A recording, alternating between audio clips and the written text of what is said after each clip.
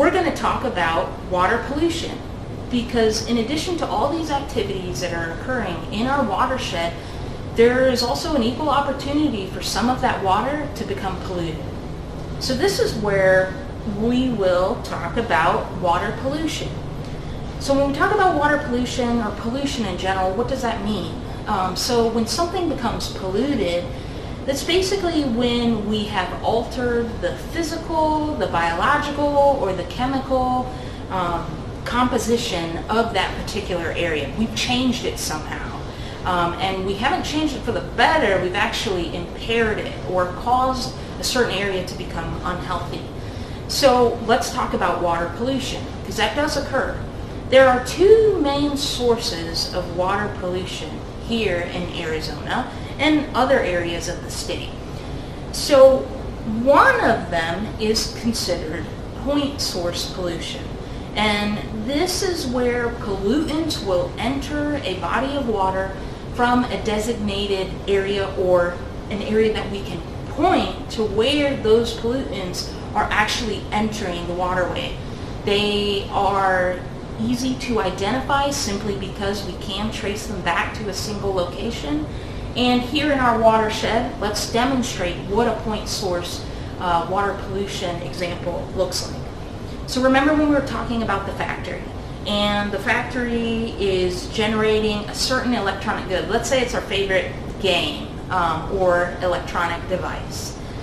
As this factory begins to make that device, they may also be producing some byproducts or some other things that we may not necessarily get when we receive that device, but something that's being produced in order to make it. Now, if you guys could see, so when we're demonstrating this source, what you may be able to see there are some pollutants that are coming out of this factory, and they're coming out of it, and they run into this ditch here. But as you can see, some of it actually ran further downstream into that lake or that reservoir. If we can trace where those pollutants are coming from, we define that as a point source of water pollution. A factory discharging waste into a waterway is an example of point source pollution. Now, factories and other industries used to do this a lot. And some of that was probably because we didn't know what effect we had on our water quality. But this used to happen many, many years ago. But as a result of the Clean Water Act in 1972, a special law, a federal law or protection was put in place to prevent point source pollution from occurring. This was a form of federal law that was put in place to protect the quality of our water supply, because we know, as we mentioned earlier, this water supply is really important for our drinking water purposes. So these protections basically stated that if anybody was found discharging pollutants into a waterway, and that stuff could be traced back to that industry or factory, they're fined several hundreds upon thousands of dollars, and they have to clean up their act. So this is something that doesn't occur very much at all today. And probably one of the more important sources of water pollution that are really important to address when we talk about our watersheds is the other type of pollution that can occur, non-point source pollution. So whereas point source was water pollution that could be identified or pinpointed happening from a single location, non-point source pollution can occur from many different areas. That makes it much more difficult for us to prevent from happening. So let's talk about where this can happen. So remember when we were talking about the high points of the watershed, or the boundaries of the watershed, the upper areas of it where those mountains and hillsides are? So we could have, this is where we get a lot of our lumber, where we get our wood, things that we use to create goods with. And we have sometimes need to access that wood and might cut down some of those trees. So when we do that, we leave something exposed and in place. So obviously this is an area where that snow was accumulating, but let's pretend that the temperatures have increased and that snow is beginning to melt. So as the snow begins to melt, or we have snow melt, water then runs off of the surface of the land up there, and it helps fill in some of our rivers. But there is something else that can also occur. So when we're removing or cutting down some of those trees, something else can actually come away from the surface. So when water runs off the land, we call that runoff.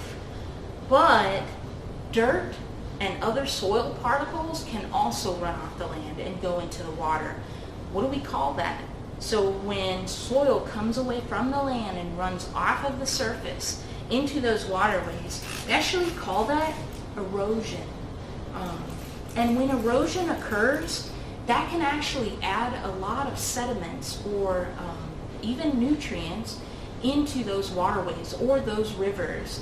But if a lot of that erosion occurs or increased rates of that erosion occurs, let's say after a rain event or after the monsoon season arrives, that can actually cause the quality of our rivers and streams to become unhealthy, because fish they're not designed to handle increased rates of erosion or all of that soil in those waterways. It can actually clog the gills of fish and cause them to suffer. So erosion is probably one of the #1 forms or sources of non-point source pollution.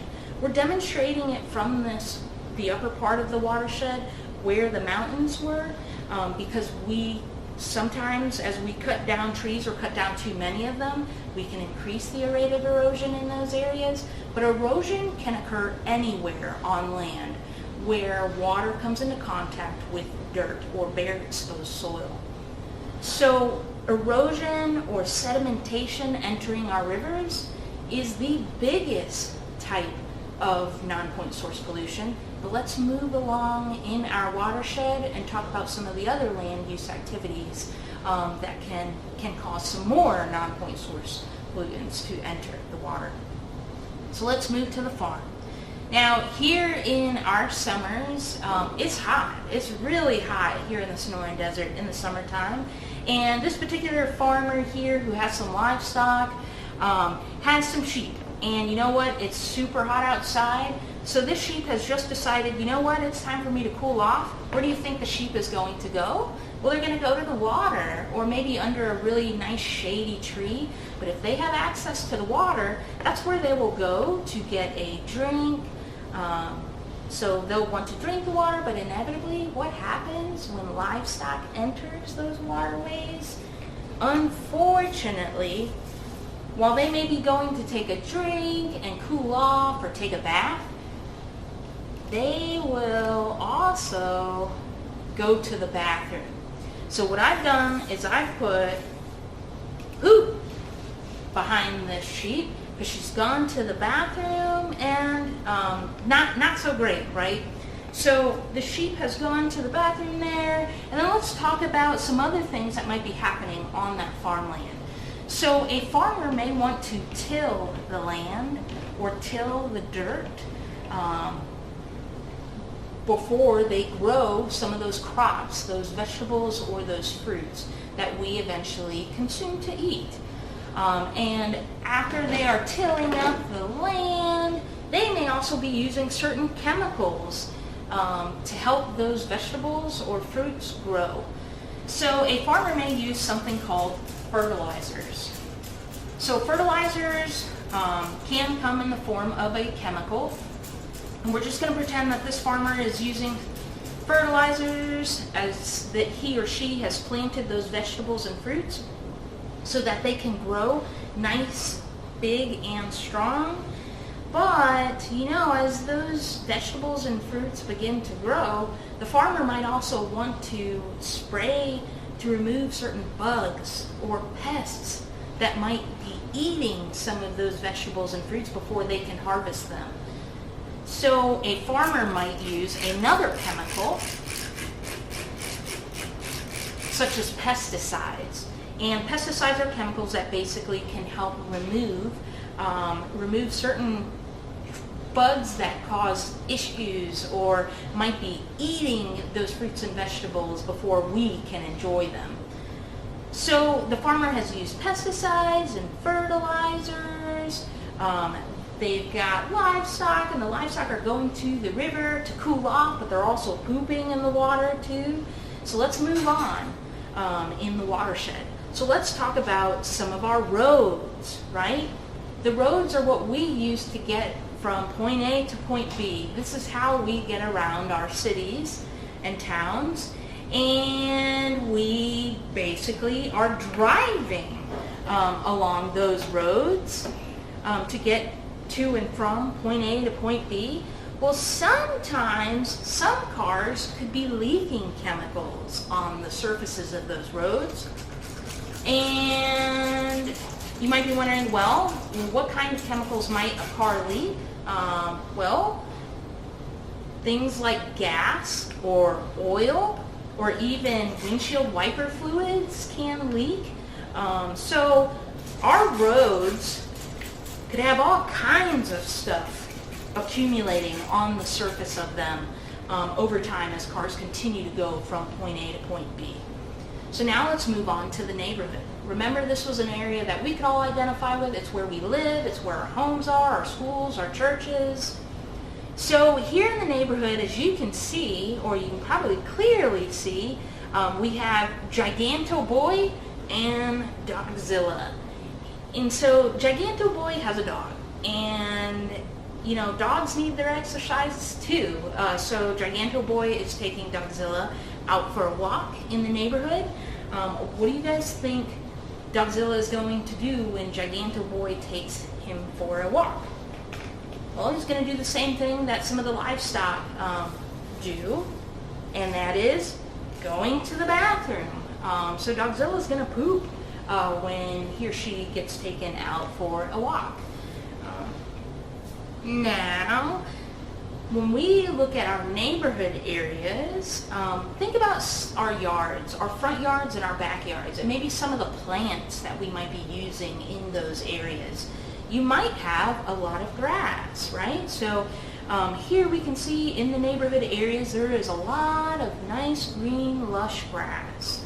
Now grass, or at least the grass that we grow in our yards, is not native to the Sonoran Desert. It doesn't naturally grow here. So we have to put in a lot of effort, or TLC, extra care per se, to maintain those lawns. So we might be using some similar chemicals that a farmer might on the farm fields. So in order to keep that grass nice and green, we may be using fertilizers. And depending on the types of maybe weeds that we might have in the yard, especially after monsoon rain, sometimes a lot of weeds can crop up in our yards. We may be using another chemical called herbicides.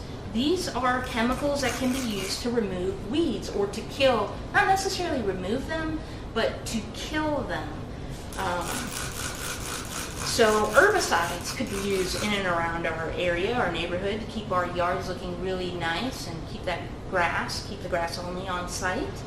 And then, like we mentioned earlier, we do live in the desert, and the desert has lots of wildlife. There are some types of wildlife we don't want entering inside of our homes. Things like scorpions, right? So what do we do to the outsides of our home to keep bugs and other things from coming inside? Well, some similar chemicals that a farmer might use to get rid of certain pests. So there are pesticides that we can definitely be using around the outsides of our homes. to keep unwanted bugs from entering the inside of our homes, like scorpions. So there's a lot going on in the neighborhood, but remember, there is also development occurring in the neighborhood. Now, look, as you can see, this is kind of where, we see a lot of green, a lot of vegetation, a lot of plants, but now we see bare exposed soil, okay? So we see the green going to brown. This is where usually plants are completely removed to make way, to build things. So there is now a lot of loose soil in these areas.